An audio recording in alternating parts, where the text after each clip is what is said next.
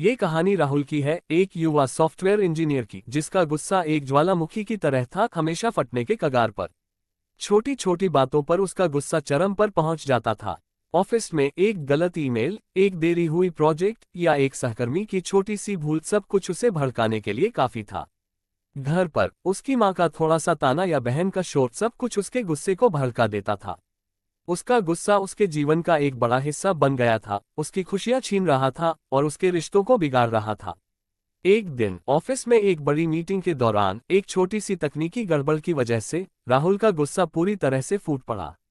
उसने अपने बॉस और सहकर्मियों पर चिल्लाया, अपशब्दों का इस्तेमाल किया और मीटिंग को पूरी तरह से बर्बाद कर दिया। इस घटना के बाद उसे बॉस ने कड़ी फटकार लगाई और चेतावनी दी। राहुल को एहसास हुआ कि उसका गुस्सा उसे नुकसान पहुंचा रहा है, उसकी प्रोफेशनल लाइफ बर्बाद कर रहा है और उसके निजी रिश्ते भी खराब हो रहे हैं। वह घबरा गया। उसने खुद से सवाल किया, मैं इस गुस्से पर कैसे काबू पा सकता हूं? उसने किताबें पढ़ी, आर्टिकल्स पढ़े और गुस्से के मैनेजमेंट के बारे में जानने की कोशिश की।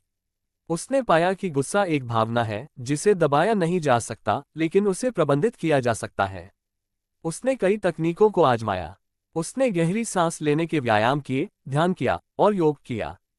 उसने अपने विचारों को समझने की कोशिश की और अपनी भावनाओं को पहचानने पर ध्यान दिया।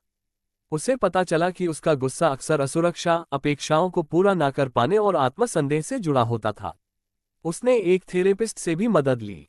थेरेपिस्ट ने उसे कॉग्निटिव बिहेवियरल थेरेपी (सीबीटी) के बारे में बताया, जो उसे अपने विचारों और व्यवहारों को समझने और बदलने में मदद कर सकती है। सीबीटी की मदद से राहुल ने अपने गुस्से के ट्रिगर्स को पहचाना और उनसे निपटने के स्वस्थ तरीके सीखे।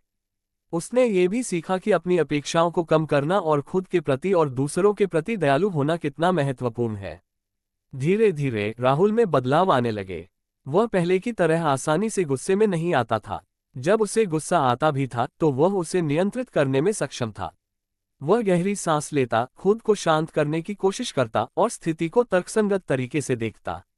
वह अपने विचारों को बदलने की कोशिश करता, खुद से सकारात्मक बातें कहता और खुद को याद दिलाता कि उसका गुस्सा स्थिति को बेहतर नहीं बनाएगा। उसने अपने रिश्तों पर भी ध्यान दिया। वह अपने परिवार और दोस्तों के साथ खुलकर बात करने लगा, अपनी भावनाओं को उनके साथ साझा करने लगा। इससे उसके रिश्ते और मजबूत हुए। वह अपने सहकर्मियों के साथ भी अधिक सकारात्मक और सहयोगी हो गया।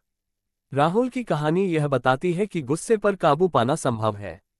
यह एक लंबी प्रक्रिया है जिसमें धैर्य, लगन और खुद पर काम करने की आवश्यकता होती है। लेकिन अगर आप प्रतिबद्ध हैं और सही तरीकों का इस्तेमाल करते हैं, तो आप अपने गुस्से को नियंत्रित कर सकते हैं और एक अधिक शांत और संतुष्ट जीवन जी सकते हैं। राहुल की तरह आप भी अपनी यात्रा शुरू कर सकते हैं, अपनी भावनाओं को समझ सकते हैं और एक बेहतर शांत भविष्य बना सकते हैं।